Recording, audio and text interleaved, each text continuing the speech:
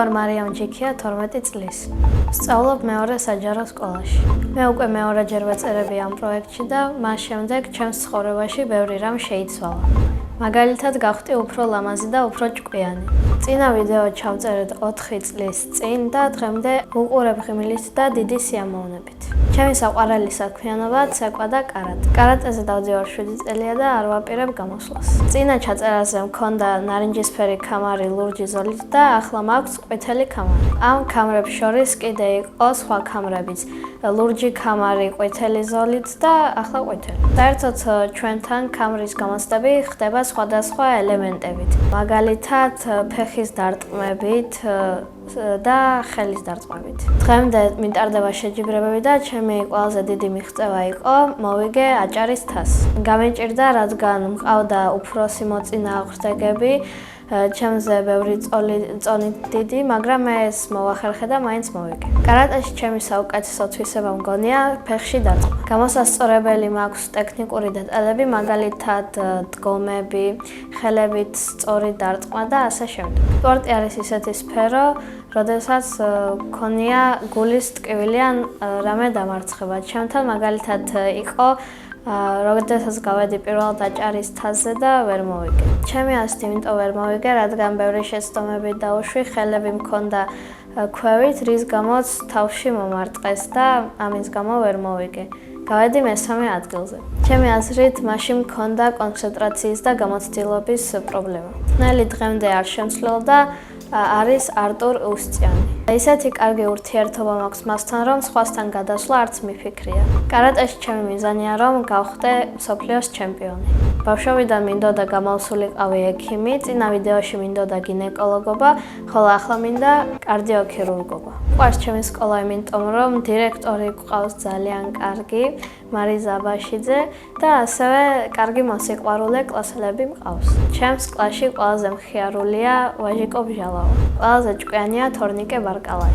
ყველაზე მშვიდია ანა მჟავია. ყველაზე ბედნიერი მგონია რატი ქათამაძე. მე ვარ ყველაზე ცელქი, ლამაზი და ნიჭიერი. ყველაზე დიდი ნიჭი მაქვს ტელეფონთან ურთიერთობაში. ტელეფონი რომ არ იყოს, ალბათ სულ დავწვებოდი და დავიძინებ. ჩემი საყვარელი საგანია სპორტი. საყვარელი მასწავლებელია მარიზა აბაშიძე, რადგან ის ძალიან მხიარულია, კეთილი, ლამაზი, ჭკვიანი და ასევე რამეს თუ ვერ გაიგებ, უცებ გიხსნის და მოსიყვარული ადამიანია. რაც მთავარია, უყვარს ბავშვები და არის თავისი საქმის პროფესიონალი. ჩემი სკოლის დირექტორი რომ ვიყო, ავაშენებდი ჩემს სკოლაში 2 ბუფეტს, ფასებს დავუკლებდი, უფრო ბევრ საჭმელებს ჩამოვიტანდი და დასვენებები იქნებოდა 15 წუთიანი. თუ მარიზა მასწავლებელი ნახავს ამ ვიდეოს, მინდა უთხრა, რომ ჩვენი კლასი საუკეთესოა მთელ სკოლაში. ჩემს ცხოვრებაში ყველაზე დიდი მოვლენა იყო, რომ ჩემს დაბადების დღეზე მან ჩუქეს ახალი ტელეფონი. შემდეგი ოცნების საჩუქარია კნუტი. სახლში ისევ ცხოვრობთ 3, მე, დედიკო და მამიკო. მინდა მყავდეს ერთი ძმა, ჩემზე 2 წლით პატარა. უფროს ახალისოა, თან ორივე კარატეზე თუ ვივლიდით, ვიჩხუბებდით და ისე მოსაბეზრებელი არ იქნებოდა მარტო ცხოვრება. დედის ერთობა კარგია იმით, რომ ძალიან ბევრ ყურადღებას გაქცევენ, არაფერს არ გაკლებენ და მოსიყვარულე ბავშვი ხარ. ცუდი იმითაა, რომ მაგალითად დედა რომ გიყვირის ან რამე, ვერ დაგიდგება, მით უმეტეს მამა თუ მეზღვაურია და იქნება გემზე. ისე არ გამოვიდეს, რომ დედა სულ მიყვირის, მაგრამ მინდა მაინც გვერდით მდგომი მყავდეს.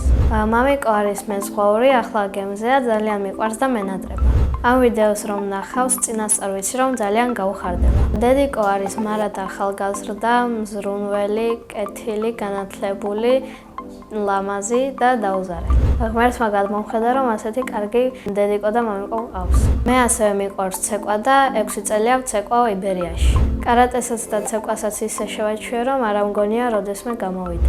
კონცერტი დიდი ხანი არ მქონია და შემდეგი კონცერტი მინდა მქონდეს იტალიაში. წინა მონაწილემ დამიტოვა შეკითხვა. მარიამი რომ არ მერქვას, რა მერქმეოდა? მე მარიამი და მარქვა მამიკომ და ეს სახელი ძალიან მომწყეს. მაგრამ მარიამი რომ არ მერქვას, ალბათ მერქმეოდა სოფო. შემდეგ მონაწილეს ვუტოვებ ასეთ შეკითხვას. ისთან ერთად იცხოვრებდა უკაცრიელ კუნძულზე. მე უკაცრიელ კუნძულზე ვიცხოვრებდი ლია დეიდასთან ერთად. ჩემი თაობის ყველაზე დიდი პრობლემა მგონია სხვადასხვანაირი гаджеტები, როგორიცაა ტელეფონი, კომპიუტერი, iPad და ესეთები. რადგან განვითარებას ხელს უშლის. მე მგონია, რომ ეს ტექნოლოგია ისე განვითარდა, რომ ადამიანის ჩარევა ვეღარ უშველის. კარგი გამონათება იქნება ზოგჯერ წიგნის წაკითხვა. ამას ვურჩევ ჩემ თავს და ყველა ბავშვს და თინეიჯერს. ჩემი ოცნება არის ვიყო წარმატებული, ჯანმრთელი და ბედნიერი ადამიანი. ამისთვის მშობლებისგან ყველა პირობა მაქვს შევქმნილი და ჩემგანაც ჩემს თავსაც შევწყობ ხელს. ბედნიერება არის, რომ შეგიძლია ბედნიერების აღთქმა და ყველასთვის განაწილება. მე ვარ ბედნიერი ადამიანი.